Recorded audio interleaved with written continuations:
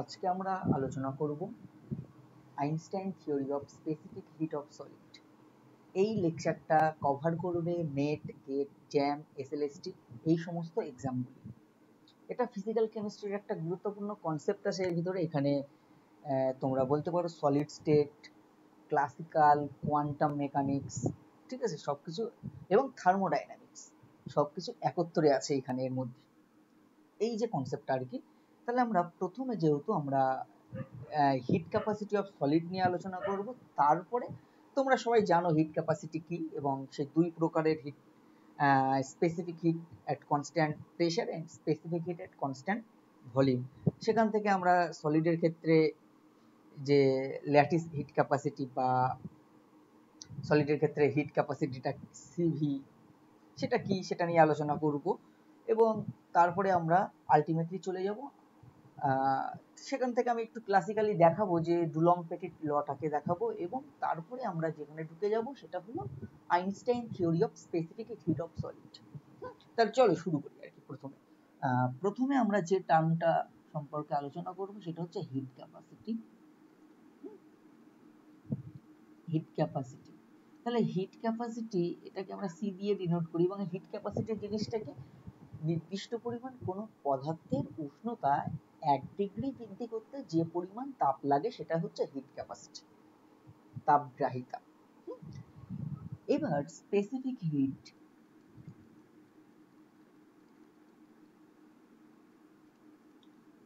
or specific heat capacity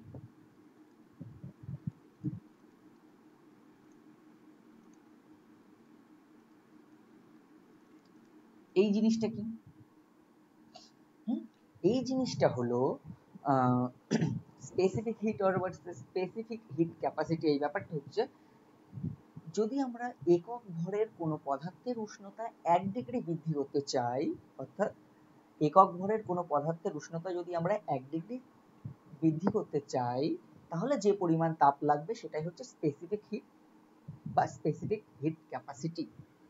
ঠিক আছে, এটা constant specific heat at constant প্রেসারে হয়, সেটাকে সিপি, আর স্পেসিফিক হিট কনস্ট্যান্ট ভলিউম সেটাকে সিভি, এরকম আছে। আর এরপরে যেটা সেটা হচ্ছে molar heat capacity. Molar heat capacity, molar heat capacity, molar heat capacity মানে কি? মোলার হিট ক্যাপাসিটি হচ্ছে 1 মোল পরিমাণ পদার্থের উষ্ণতা 1 ডিগ্রি সেন্টিগ্রেড বৃদ্ধি করতে আমার যে পরিমাণ তাপ লাগবে সেটাই হচ্ছে মোলার হিট ক্যাপাসিটি। ঠিক আছে, এটা কনস্ট্যান্ট প্রেসার কনস্ট্যান্ট ভলিউমে হয়, সেটা কনস্ট্যান্ট প্রেসারে যেটা সেটাকে সিপি বার, আর কনস্ট্যান্ট ভলিউমে যেটা সেটা সিভি বার বলা হয় আর কি। এবারে এদের ম্যাথমেটিক্যাল ডেফিনিশনটা কি সেটা আমরা একটু থার্মোডাইনামিক্স থেকে জেনে নেবো আর কি। ঠিক আছে, থার্মোডাইনামিক্স থেকে একটু জেনে নেবো যে সিপি বার বা সিভি বার বা সিপি বা সিভি এদের রাশিমালাটা কেমন বা এদের ম্যাথমেটিক্যাল ডেফিনিশনটা কেমন। তো চলো দেখি নিই একটু। দেখো, স্পেসিফিক হিটে আমি একটু আগেই বললাম, স্পেসিফিক হিট হচ্ছে একক ভরের কোনো পদার্থের উষ্ণতা 1 ডিগ্রি বৃদ্ধি করতে যে পরিমাণ তাপ লাগবে সেটা, তাই তো? তাহলে বাই ডেফিনিশন আমরা কিন্তু বলতে পারি, বাই ডেফিনিশন কিন্তু আমরা যেটা বলতে পারি যে সিপিটা বা সিভিটা, আমি আগে সিপিটা বলি আর কি। সিপি, সিপি ইকুয়ালস টু কি বলতে পারি? Del cut Q by del T at constant P, একক ভরের কোনো পদার্থের উষ্ণতা। আচ্ছা, সেটা দেখা যাবে, আমরা জানি, তোমরা অনেকেই হয়তো জানো যে ডেল্টা এইচ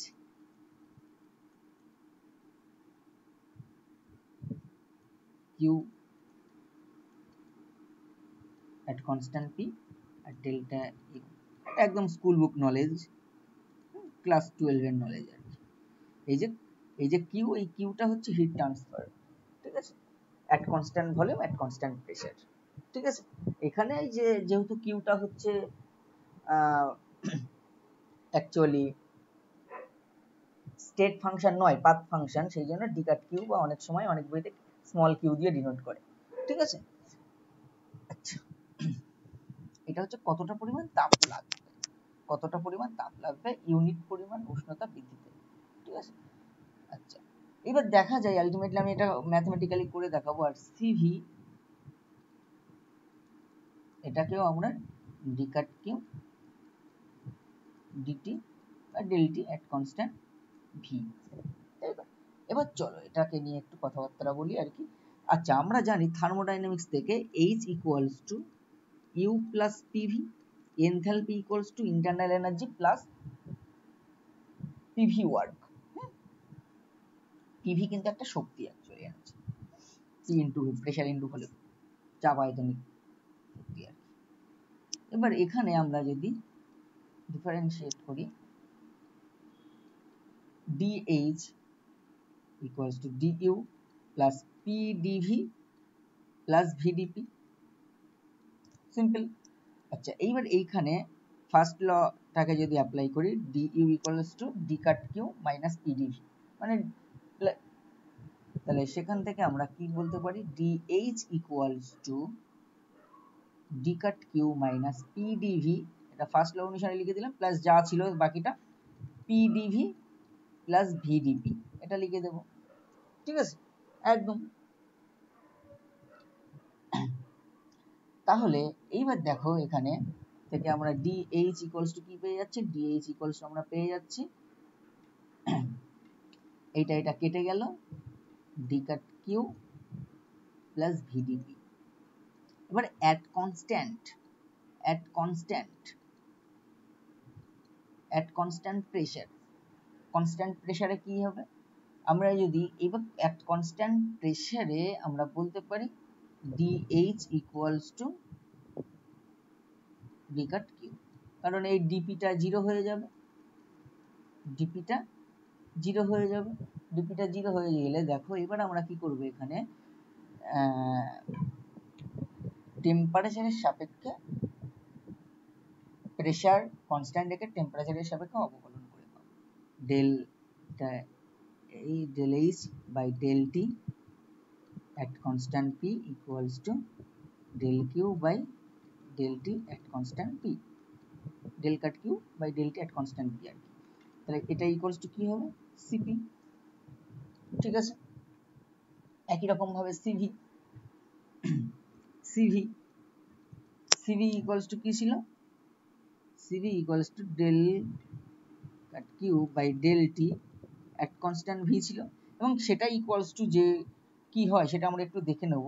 অ্যাকচুয়ালি দেখো আমরা ফার্স্ট ল অফ থার্মোডাইনামিক্স থেকে জানি, differential form of first law of thermodynamics, dU equals to d cut Q plus ডিডব্লিউ, তো সেটাকেই আমরা লিখতে পারি dU equals to d cut Q minus PdV. তাহলে অ্যাট কনস্ট্যান্ট ভলিউম,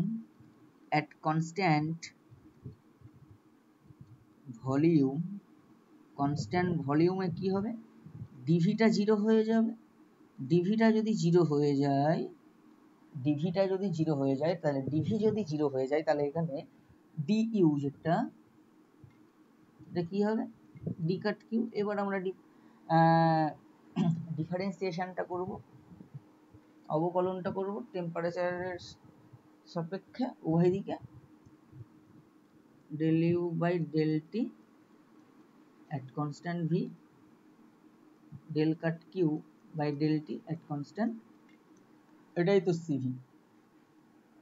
এই যে তাহলে সিভির একটা রাশিমালা পেলাম, তাহলে আমরা আলটিমেটলি কি পেলাম, সিপি ইকুয়ালস টু হয়ে যাচ্ছে del H by del T at constant P, আর সিভি হয়ে যাচ্ছে del U by del T at constant V.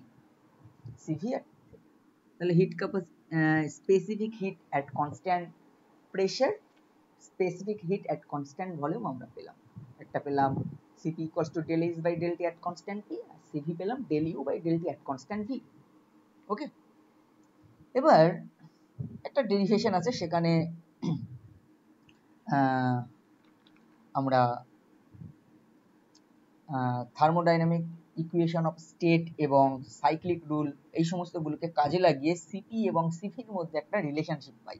তা সেইটার ডেরিভেশনটা আমি এখানে করছি না, সম্ভবত কোনো একটা লেকচার ছিল ওই যে CP minus CV equals to alpha square TV by beta, এটা হয়তো আমি প্রমাণ করেছি, বা যখন থার্মোডাইনামিক্স পড়াবো ডিটেলসে তখন আমি সেইখানে প্রমাণটা করাবো আর কি। এটা কঠিন কিছু না, একদম মোটামুটি সহজ আর কি। তা যা হোক, ওই dh ইকুয়ালস টু du, যে এই ধরনের ইকুয়েশন থেকে যাত্রাটা শুরু হবে, h equals two plus pv, সেখান থেকে ডিফারেন্সিয়েট করতে হবে করে তারপরে ওই ইকুয়েশন থার্মোডাইনামিক ইকুয়েশন স্টেট কাজে লাগাতে হবে, তারপরে গিয়ে আলটিমেটলি সাইক্লিক রুল টুল থেকে কাজে লাগিয়ে আলটিমেটলি একটা ইকুয়েশন পাওয়া যায়। সেই যে ইকুয়েশনটা পাওয়া যায় আর কি, সিপি আর সিভির মধ্যে সম্পর্ক, হ্যাঁ, সেইটা আমি লিখছি এখানে আর কি। relationship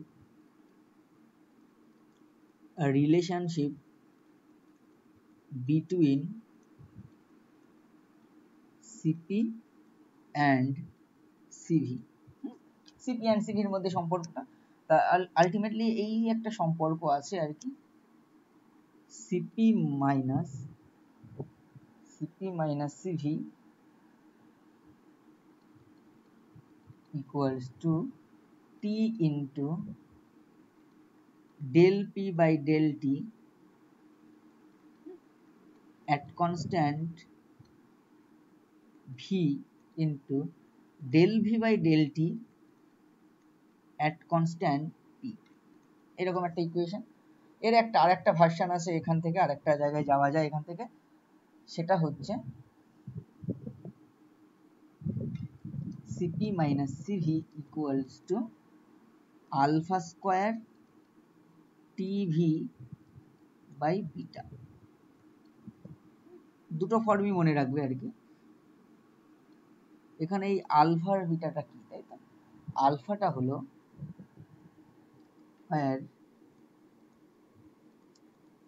আলফা হলো 1/v del v by del t at constant p, এটাকে বলা হয় আর কি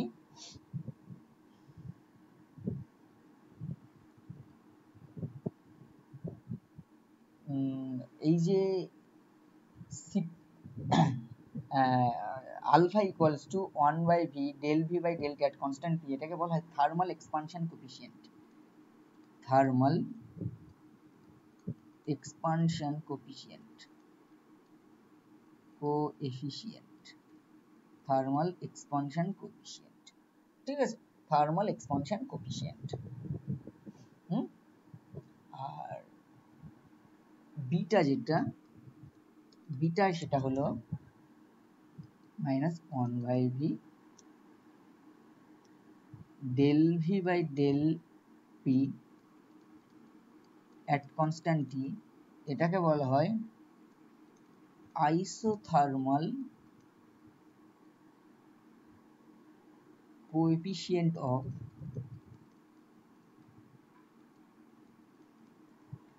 কম্প্রেশন।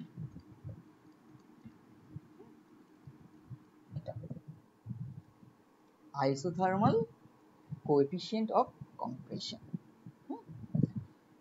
একটু এখানে বলে রাখি, মনে রাখবে তোমরা, যে এই যে আলফা, আলফার মানটা যাই হোক না কেন আলফা স্কোয়ার, আলফা স্কোয়ার, এই যে আলফা স্কোয়ার, এটা নন নেগেটিভ হবে, পজিটিভ হোক বা নেগেটিভ হোক। আলফা স্কোয়ার, তো আলফা পজিটিভ হোক বা নেগেটিভ হোক, কিন্তু alpha square always non negative. Alpha স্কোয়ারটা কি, অলওয়েজ নন নেগেটিভ হবে। আর বিটা, এটাও কিন্তু non negative.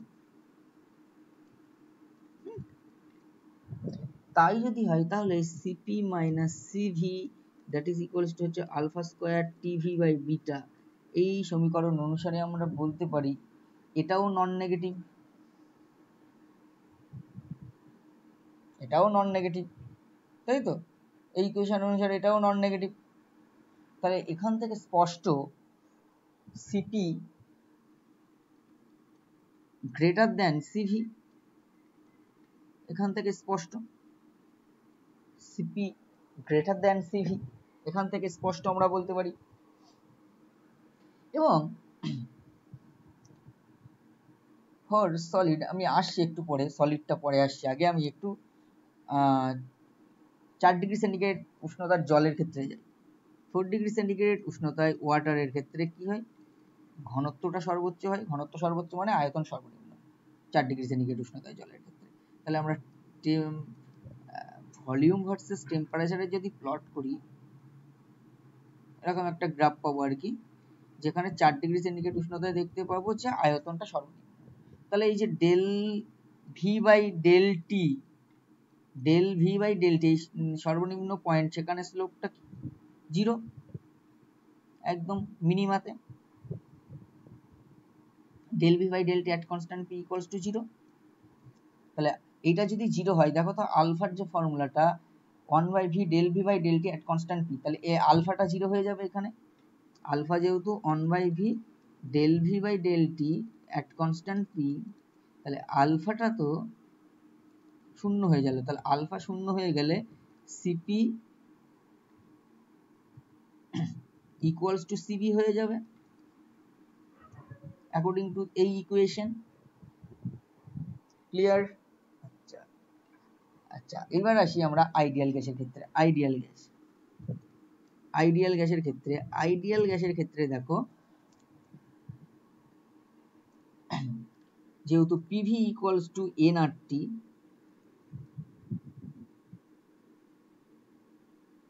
PV equals to nRT ideal গ্যাসের ক্ষেত্রে, তাহলে আমরা একটা লিখতে পারি P equals to nRT by V, আর একটা লিখতে পারি V equals to nRT by P. তাহলে এখানে ডেল পি বাই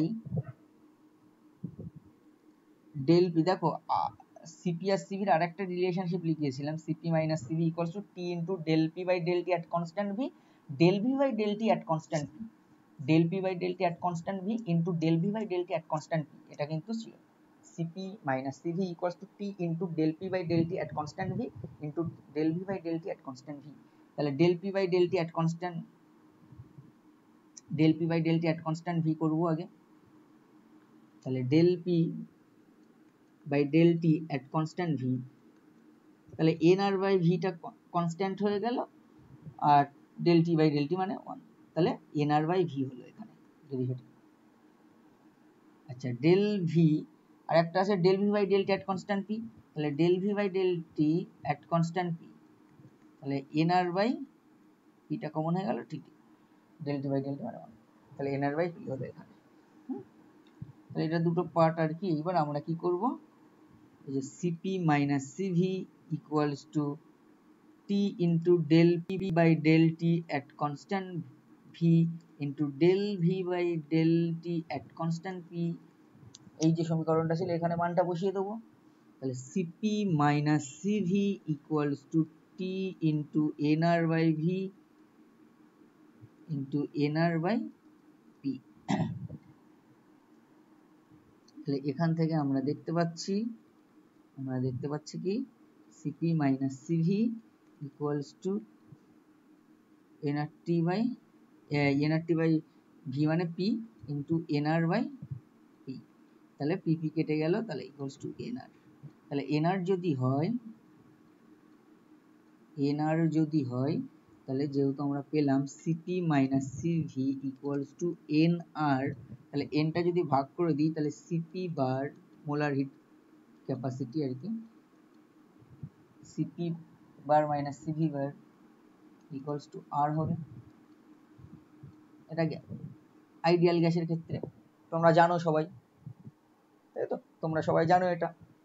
আচ্ছা, এরপরে যেটা বলতে চাইছি আর কি সলিডের ক্ষেত্রে, ফর সলিড আমরা যেহেতু সলিডের হিট ক্যাপাসিটি আলোচনা করছি, ফর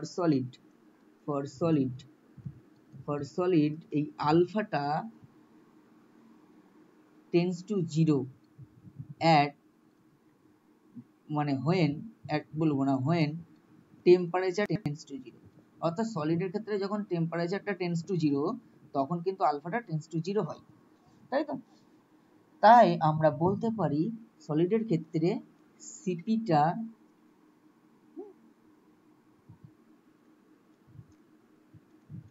সিভির সাথে প্রায় সমান, এরকম সিপি সিভির সাথে সিপি আর সিভি সমান আর সলিডের ক্ষেত্রে, যেহেতু যখন টেম্পারেচারটা টেন্ডস টু 0 কেলভিন 0 কেলভিন দেব, এটা 0 কেলভিন, তখন আলফাটা টেন্ডস টু 0 হয়ে যায়, তখন সিপি আর সিভি নিয়ারলি সেম হয় আর কি সলিডের ক্ষেত্রে আর কি। এবার আমরা যেটা গুরুত্বপূর্ণ টপিক সেটা নিয়ে আলোচনা করব আর কি, সেটা আমাদের আলোচনার বিষয়। প্রথমে আমরা একটু ক্লাসিক্যাল মেকানিক্স বা ইকুইপার্টিশন প্রিন্সিপালটাকে বোঝার চেষ্টা করব এবং সেখান থেকে আমরা সিভি বার এর মানটা বের করার চেষ্টা করব।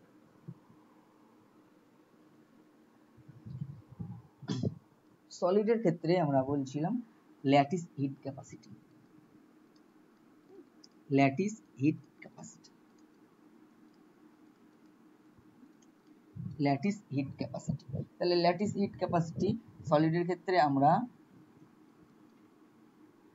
Molar heat capacity of solid, সেটা আমরা বলতে পারি ল্যাটিস, ঠিক আছে? এবং এখানে একটা গুরুত্বপূর্ণ বিষয় মাথায় রাখবে আর কি,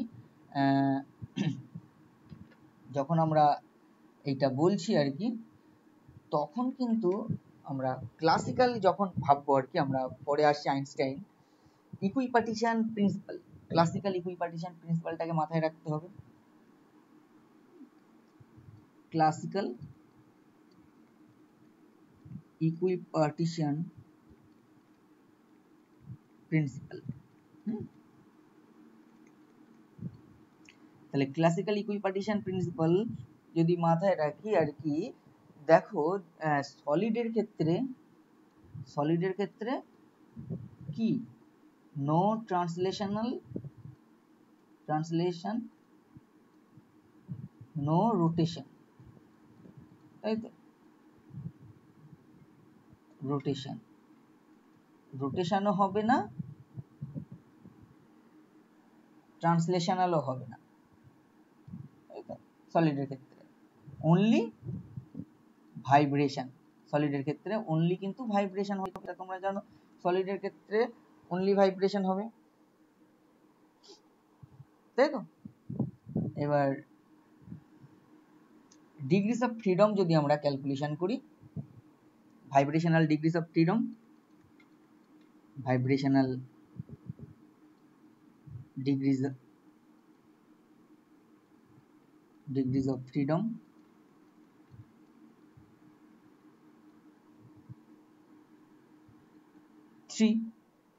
ভাইব্রেশনাল ডিগ্রিজ অফ ফ্রিডম 3। এবার এটা পার মলিকুল,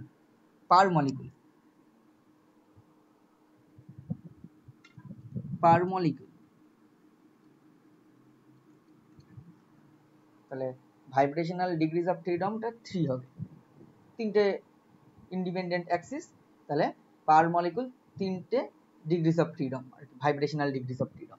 তাহলে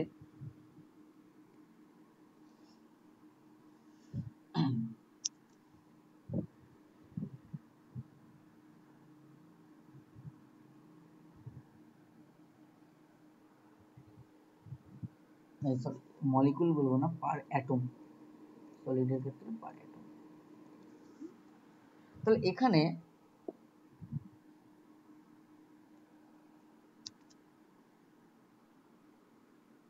ইউ বার মানে টোটাল এনার্জি পার মোল, তাহলে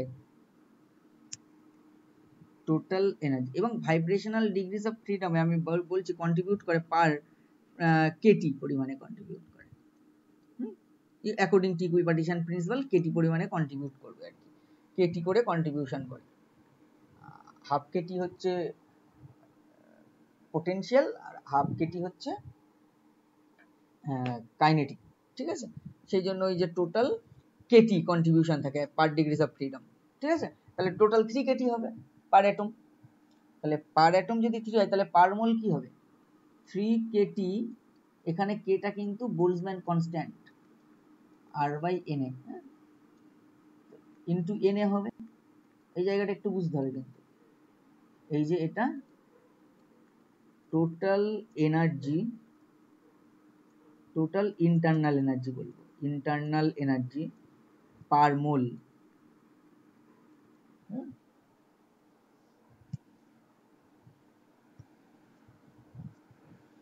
ইউ কি হচ্ছিল, ইউ হচ্ছিল 3 kT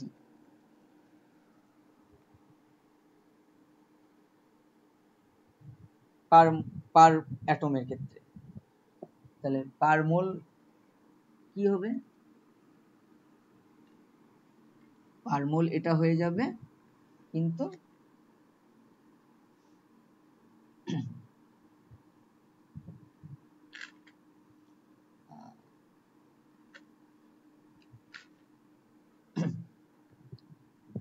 এটা হয়ে যাবে যেহেতু 3RT, এটার মান হয়ে যাবে 3RT, অর্থাৎ U bar equals to 3RT। Classical equipartition principle অনুসারে এটা হচ্ছে। এবং আমরা এখানে সিভি বার এটা বলতে পারি মোলার স্পেসিফিক হিট ক্যাপাসিটি বা মোলার হিট ক্যাপাসিটি, ঠিক আছে। Del U bar by del T at constant v equals to, এটা ডিফারেন্স 3R হবে। এটাই কিন্তু classical ডুলং-পেটিট law, ডুলং-পেটিট law.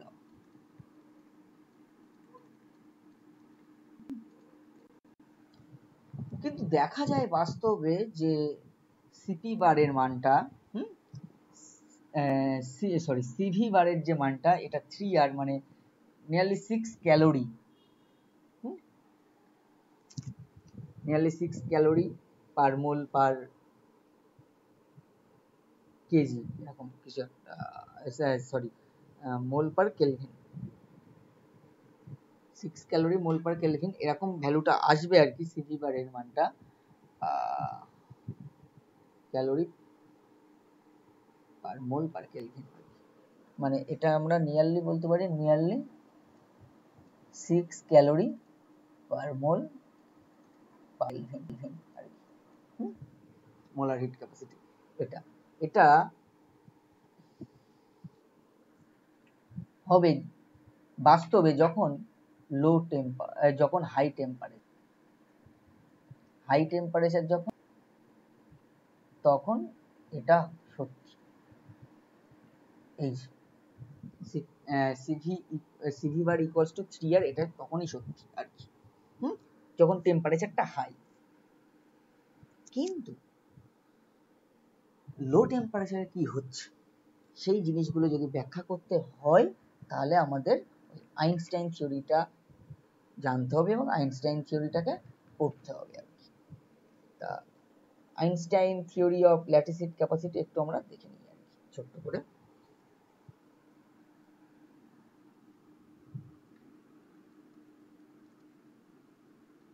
Einstein theory,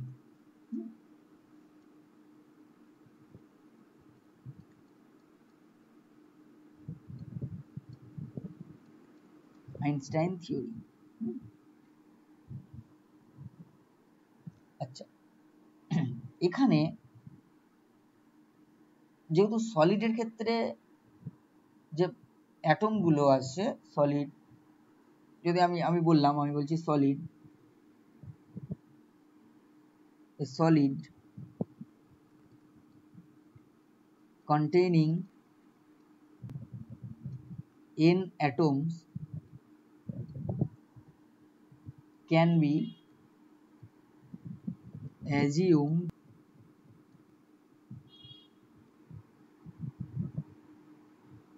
to be in three-dimensional এবং এইবার যেটা জিনিস ভাবো তিনটে যেটা অ্যাক্সিস, হ্যাঁ, ইন্ডিপেন্ডেন্ট। সেই জন্য আমরা এই প্রবলেমটাকে এইভাবে ভাবতে পারি,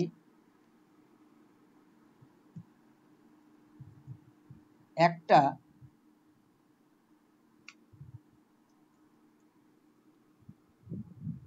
one 3D oscillator equivalent to 3 1D oscillator। এভাবে ভাবতে পারি যেহেতু তিনটে অ্যাক্সিস ইন্ডিপেন্ডেন্ট। এবং এইখানে যে অসিলেটরটার তার অ্যাম্পলিটিউডটা খুবই ছোট, সেই জন্য এটাকে সিম্পল হারমোনিক অসিলেটর ধরা যায়, SHO, simple harmonic oscillator SHO, এটা সিম্পল হারমোনিক অসিলেটর ধরা যায়। কারণ অ্যাম্পলিটিউডটা খুব ছোট, তার কারণ অ্যাটমগুলো ভাইব্রেট করে তাদের ইকুইলিব্রিয়াম পজিশনের সাপেক্ষে এবং সেই অ্যাম্পলিটিউডটা ভাইব্রেশনের সেটা কিন্তু খুবই ক্ষুদ্র আর কি, সেই জন্য এইটাকে আমরা বলতে পারি সিম্পল হারমোনিক মোশন। ঠিক আছে, সিম্পল হারমোনিক অসিলেটর। এবং অসিলেটরটা হচ্ছে কোয়ান্টাম অসিলেটর। যে অসিলেটর গুলো আছে সে অসিলেটর, এইগুলো কি অ্যাজাম্পশন ছিল আর কি। অসিলেটর গুলো হচ্ছে অসিলেটরস আর কোয়ান্টাম অসিলেটর।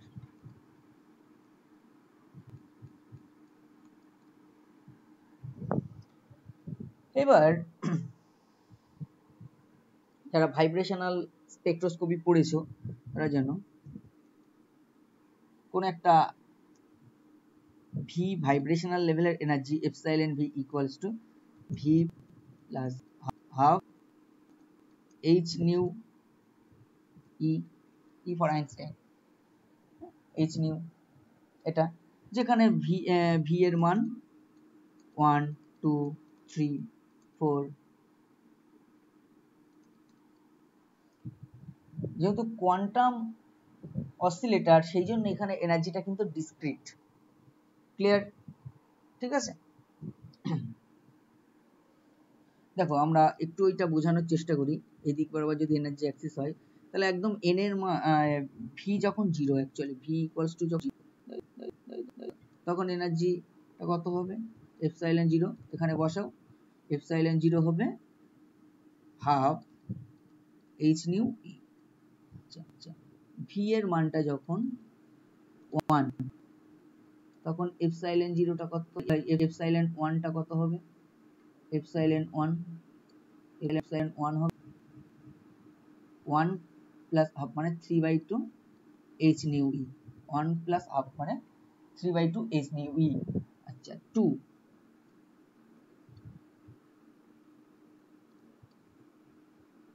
এপসাইলন তাহলে কত হবে? 2 প্লাস হাফ মানে আড়াই মানে 5/2 এরকম। তাহলে আমরা যদি আলটিমেটলি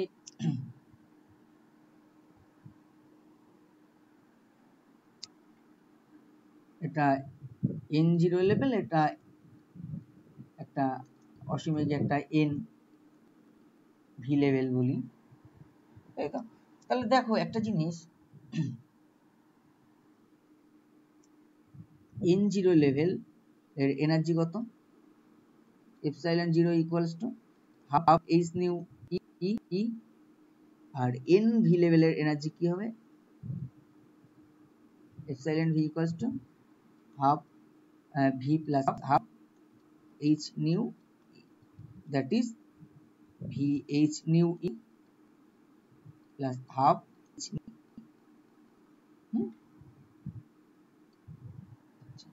এখান থেকে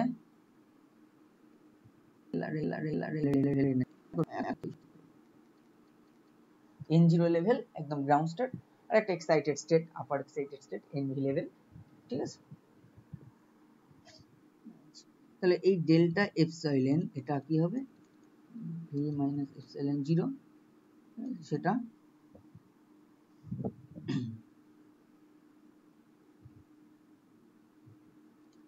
h nu e plus half h nu e minus half h nu e। এটা হচ্ছে 0 point energy actually.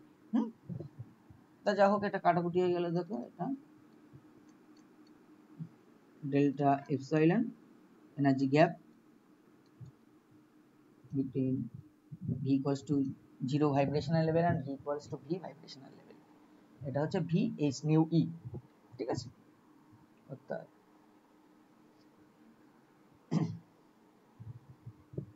Zero vibrational level এবং ভিতম এক্সাইটেড স্টেট এর এনার্জির ডিফারেন্স, এটা ভি এইচ নিউ ই হয়। এটা এই পর্যন্ত বোঝা গেল ম্যাথমেটিক্যালি। এবার বোলজম্যান ডিস্ট্রিবিউশন, যারা স্ট্যাটিস্টিক্যাল মেকানিক্স পড়েছো তারাই একমাত্র বুঝতে পারবে। বোলজম্যান ডিস্ট্রিবিউশন,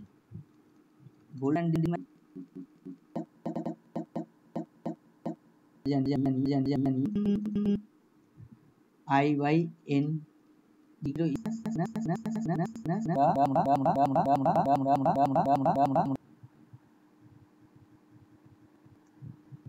এই যে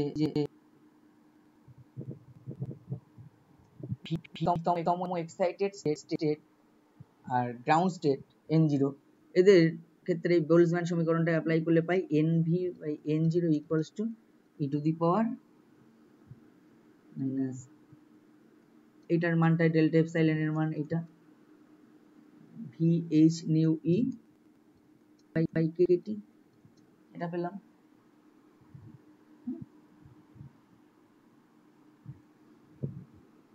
তাহলে এটা equals to n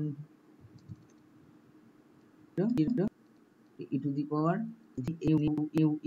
e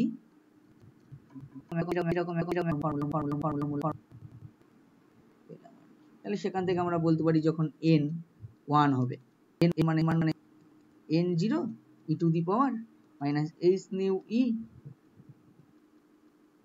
by 2 মানে কত হবে n0 e to the power minus 2 so on, এইভাবে চলতে থাকবে।